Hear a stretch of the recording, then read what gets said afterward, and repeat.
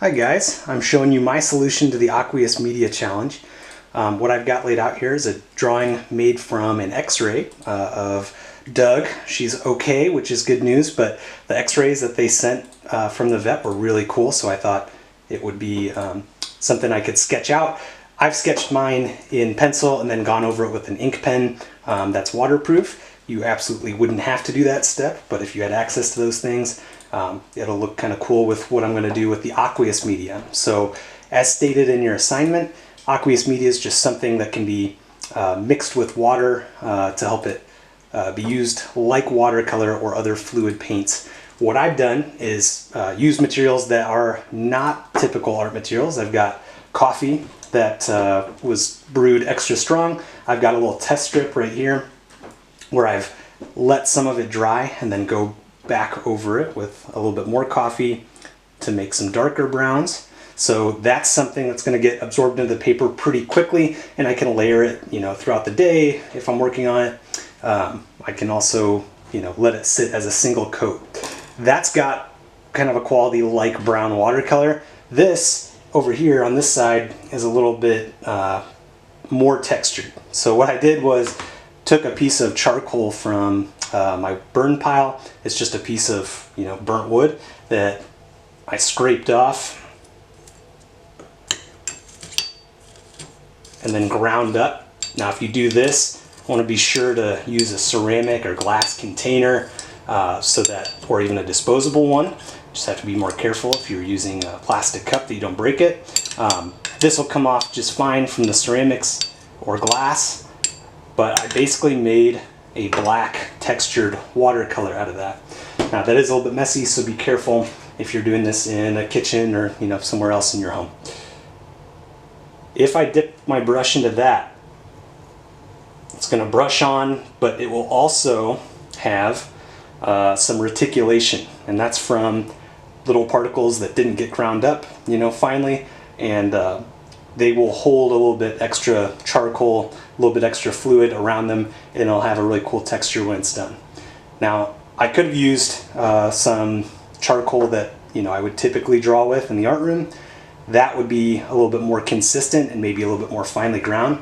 I wouldn't use your charcoal if you have it at home for this. If you've got access to a burn pile, I think this is going to be cooler. It's going to give you a better texture anyway. But anything that's going to be ground up and put in the water is going to be pretty awesome. Now my plan for this, since I've got kind of the contrasting blank background with the bones, is to take my charcoal water and I'm going to coat the whole background in kind of a textured even wash, and then I'm going to go back over it once that's dry with the coffee to define the bones, since it's got that kind of tan quality to it. I'm going to speed up. I'm not going to make you watch me coat the whole thing, so I'll speed that next part up for you.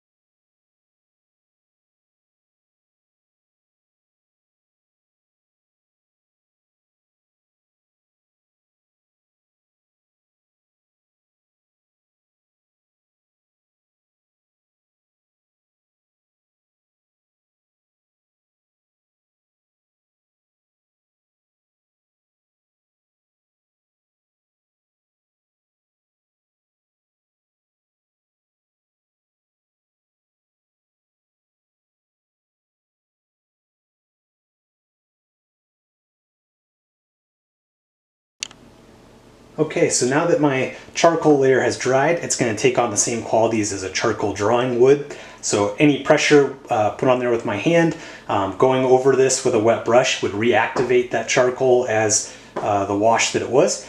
Now if I don't put my hand down or smear this, it's going to maintain all that texture until I can spray a fixative on it. Hairspray would be a fixative that you could use that you probably have access to at home. But first I want to do my coffee layer. So I'm going to use the coffee layer, fill in the bones in the same way that I did the wash in the background. The difference might be when I take my coffee layer, I can let single layers dry and then go back over and achieve darker values or darker details. So I'm going to speed that up in the same way I did for the charcoal wash. and you guys can see how that would happen.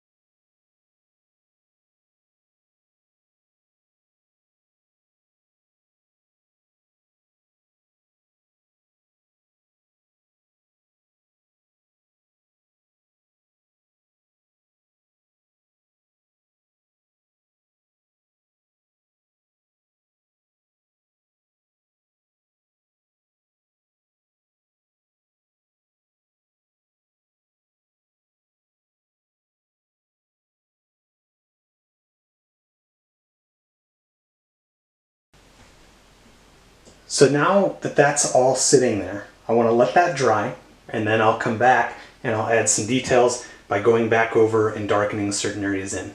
You can see in a few of these areas, I either accidentally or purposefully got some darker values just by letting a little bit more coffee sit there and then moving it later on. You can do a mixture of the two. I want to be careful if I have an area that's wet. If I go over here in that same area, some of you might have seen some areas kind of diffuse or blend into each other. So if I really wanted to keep my values separate, I want to let an area dry before I go back and add a second coat. All right, so now after my coffee layer had dried, I went back through, just quickly added in some darker shadows to help define things like the joints or the space between the bones. If I wanted to, I could go back and darken this even further as this starts to dry. I do want to make sure that that stuff is dry completely before I go back over with a second coat.